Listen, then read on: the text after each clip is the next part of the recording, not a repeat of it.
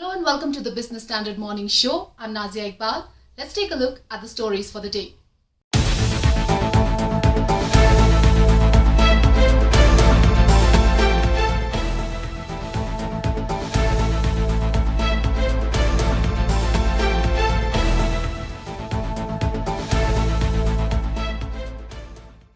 Until recently, Vodafone Idea ran the risk of folding up if it was not provided government help. However, after the government announced a relief package for the cash-strapped telecom sector, the company appears to be back on track for a fresh innings.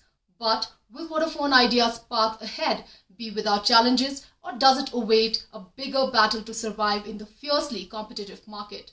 Watch this report.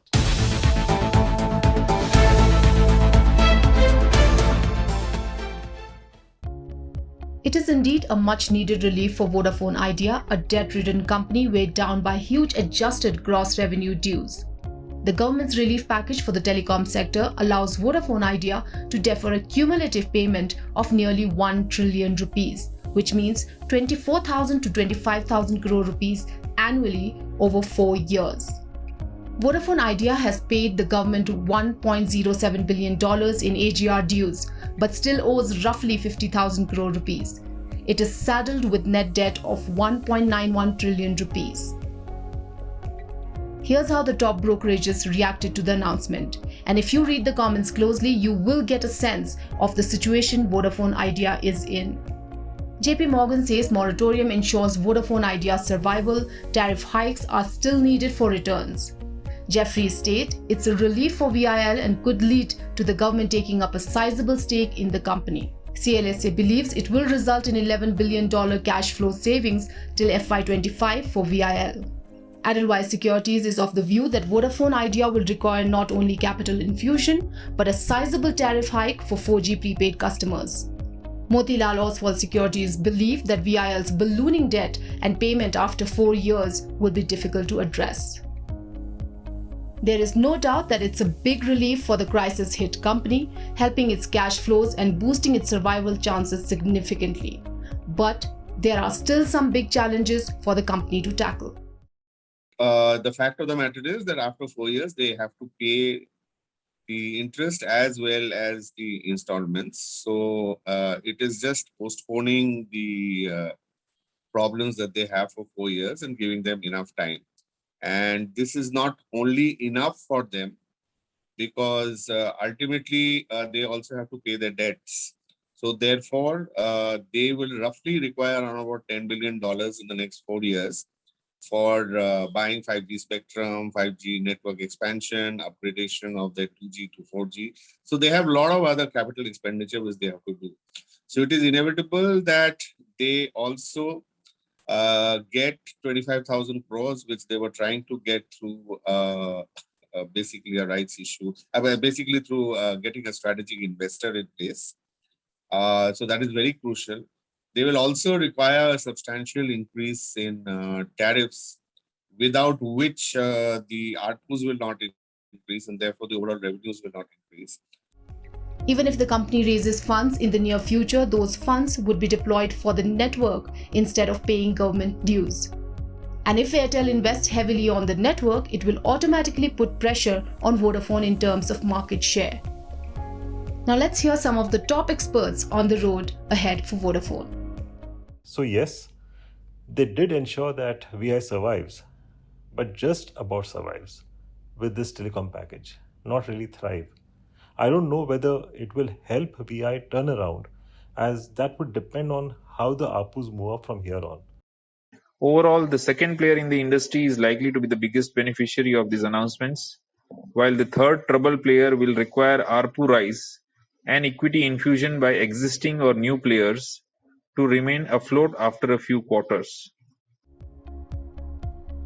The analysts also believe the government could hold anything between 30 to 70% in Vodafone Idea. Just to recall, an equity option was offered by the government for converting the company's dues after a 4-year moratorium. The proposal comprises 2 options. In one, operators have been given the option to convert their interest dues on spectrum and AGR payments after a 4-year moratorium into equity to the government. In the second, only the government has the option to convert the principal amount into equity. To to be paid as installments for spectrum and AGR dues for 4 years after the moratorium. But there is a concern that if both options are taken, it will turn VIL into a government company. This in turn would dissuade potential strategic investors from investing in VIL. We now believe the company will continue to scout for new equity investors and invest in technologies including 5G. India needs to create a semiconductor ecosystem of its own to avoid being crippled by the kind of shortages that have hit industries across the globe. It has tried to do that in the past, but with little success. Have things changed now, and have we learned from our past mistakes? Let's delve into the matter.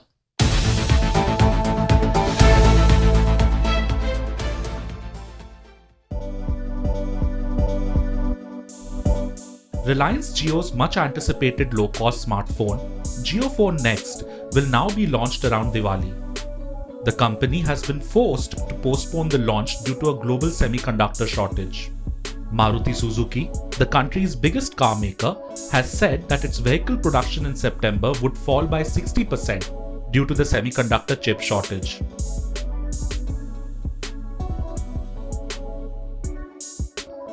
Among other companies hit by the shortage is Mahindra & Mahindra, which expects 20 to 25% drop in production in September.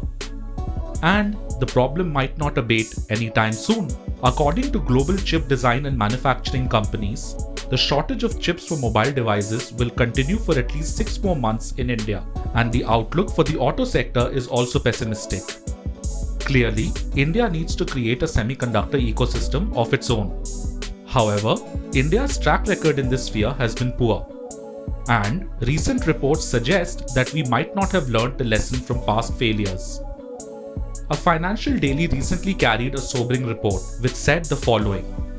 An Israel-based semiconductor foundry, Tower Semiconductor, has called for Prime Minister Narendra Modi's intervention to fast-track a government proposal for chip manufacturing.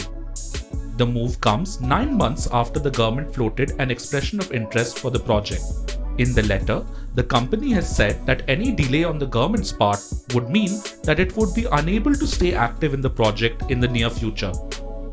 A consortium of Abu Dhabi-based Next Orbit Ventures, with Tower Semiconductor as its technology partner, has pitched for a $3 billion semiconductor fabrication unit in Gujarat's Dholera. One might get the sense that history is repeating itself. In 2007, Intel showed interest in setting up a fab plant, but it chose China and Vietnam due to Indian government's unattractive incentives. In 2013, the government cleared 2 fab projects, one by JP with an investment of 26,300 crore rupees and another by Hindustan Semiconductor Manufacturing. Both could not show proof of funding. In 2020, the government floated EOI inviting applications to set up semiconductor fab plants. The response was lukewarm.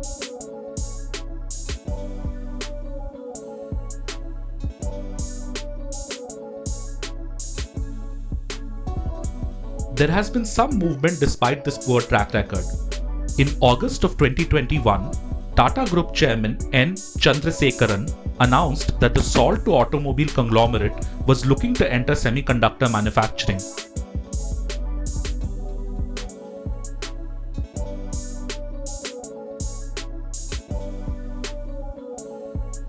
There is also the crucial question of how much the government wants to subsidize the industry.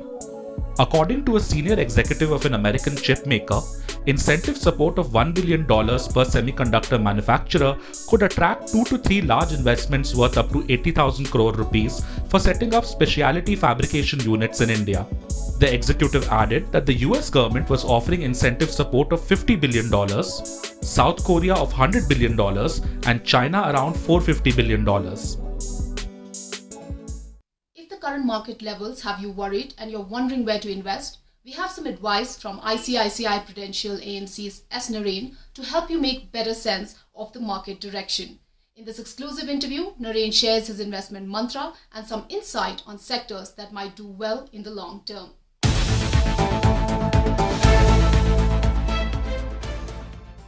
Hello viewers, this is Puneet Wadhwa and we have S. Narain, the Executive Director and Chief Investment Officer at ICICI Prudential AMC with us today. He'll help us guide us through where the markets are headed and also share his investment strategies in this backdrop.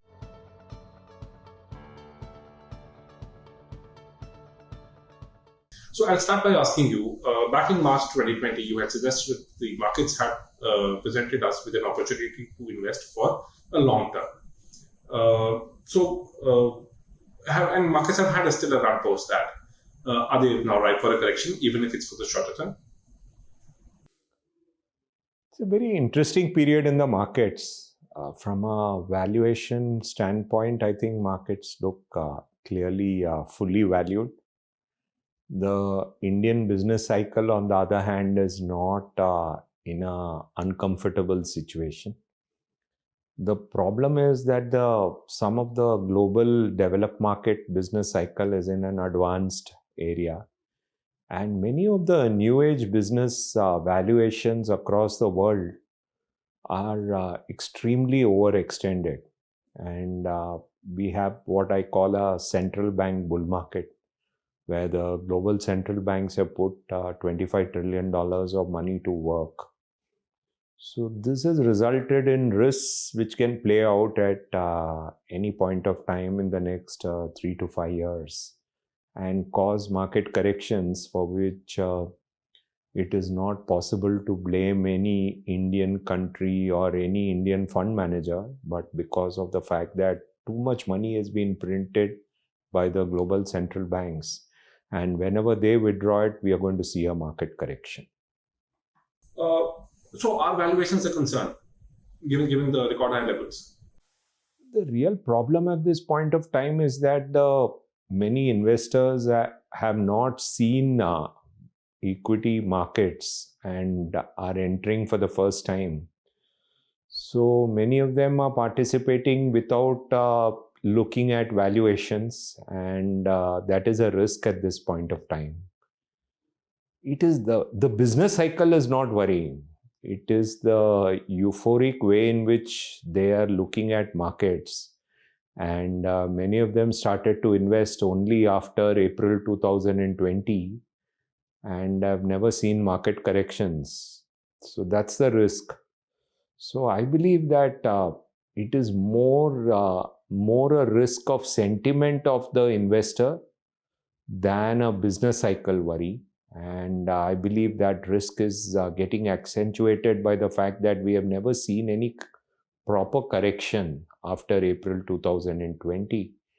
And increasingly, many of the new IPOs are coming in new age sectors where there are no earnings.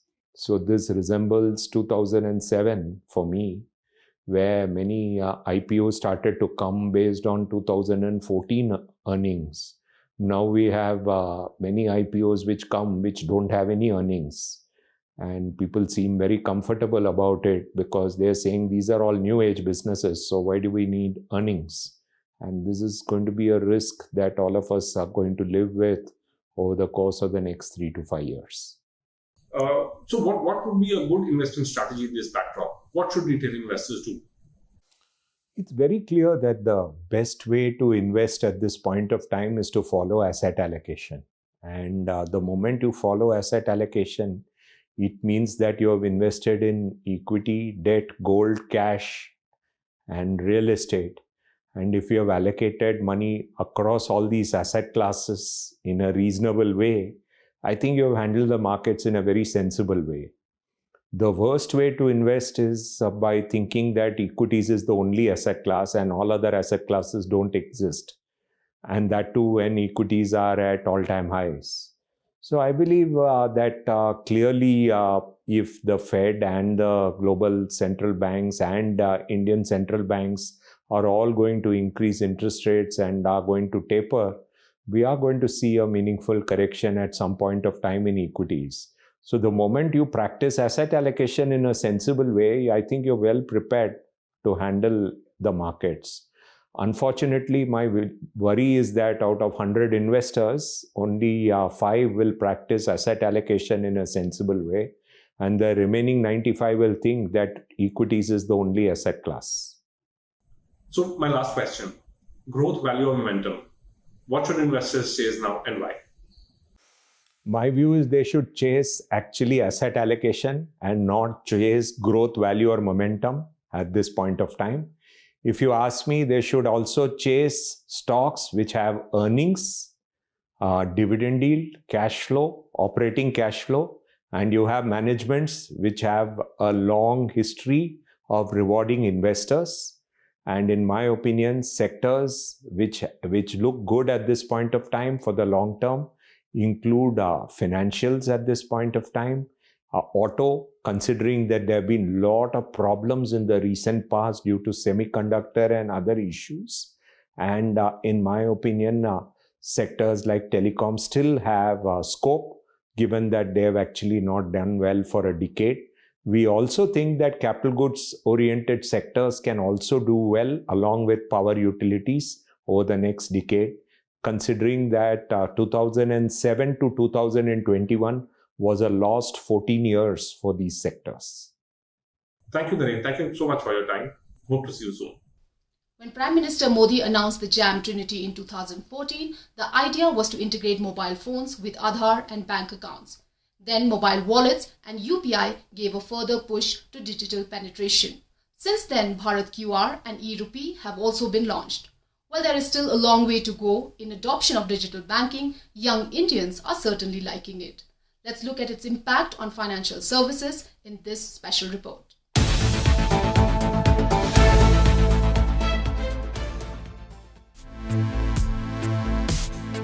The COVID-19 pandemic has proved to be a tipping point for digitization and broader penetration of finance.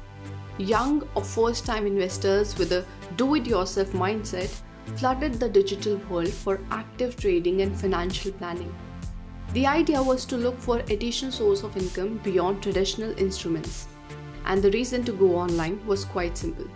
They signed up in droves because of the simplicity of online trading platforms, flat fee structures, and a quicker account opening process. The surprising element here is that the increase in the number of active traders has largely come from Tier 2 and 3 cities, with the vast majority being first-time investors.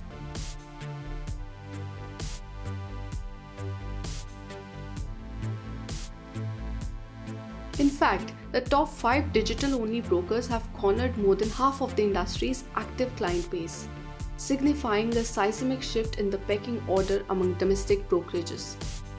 Zerodha, Upstox, Angel One, 5paisa, and Groww had cornered a market share of over 53% until the end of July this year, with a cumulative tally of 12.6 million active clients. This figure stood at 17% at the end of FY19. And these digital brokers have actually put a stamp on their authority in the segment, with the share of top 5 traditional brokers sliding to 22% from 33% during the same period of FY19. It seems the golden age of digital payments has finally dawned in India.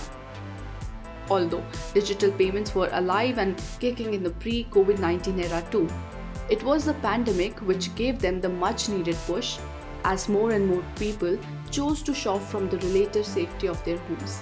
Let's talk about some facts and numbers. Do you know that more than 300 million Indian smartphone users use digital payments? Quite a number, isn't it? Leading Indian fintech platform PhonePe recently released a study on the evolution of digital payments in India over the past 5 years, and the results were surprising.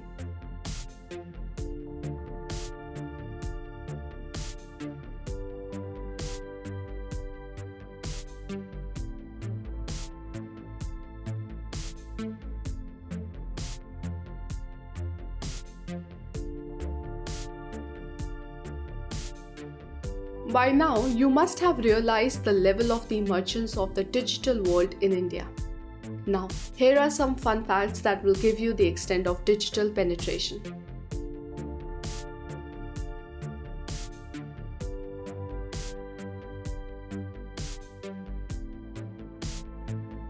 Almost all the trends suggest that the younger generation is entering the financial sector through digital mode.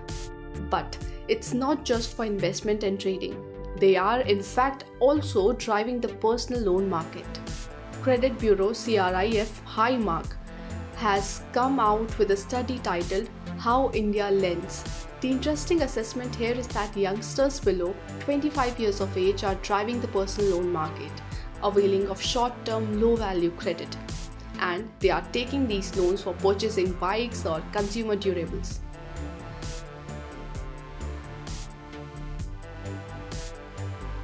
But there is always a flip side. Many firms are aggressively tapping social media influencers to add to their customer base and get involved in malpractices to achieve the target. So, there comes the role of the government to maintain a dignified digital balance and provide a level playing field for all players. Talking of digital balance, UPI has been an important cog in the wheel of India's digital push. As a platform, UPI grew at a compound annual rate of 400% between 2016-17 and 2020-21, and it accounted for a tenth of all retail payments in the country last financial year. So let's help you understand what the UPI platform is and how it works. Here's an explainer for you.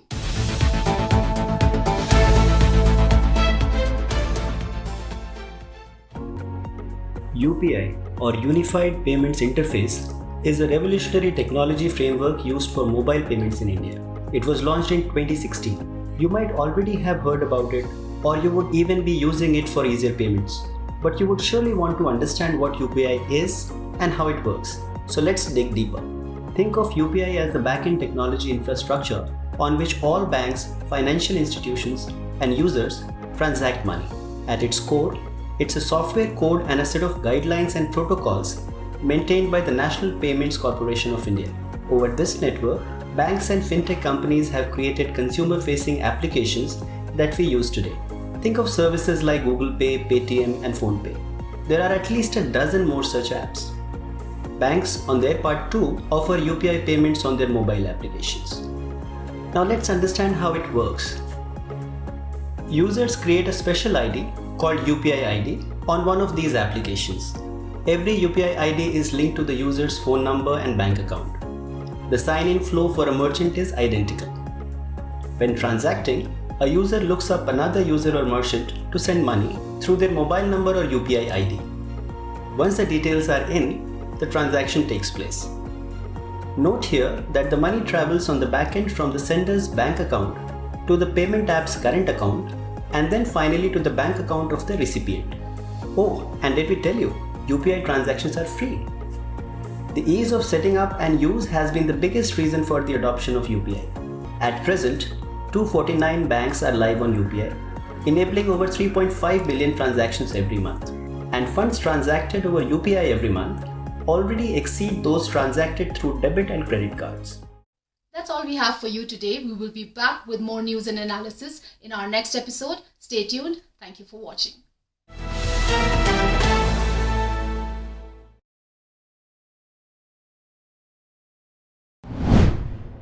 If you like this video, share it and subscribe to Business Standard. For more news, views and insights, log on to www.business-standard.com. Do also follow us on YouTube, Twitter, Facebook, Instagram, Telegram and LinkedIn.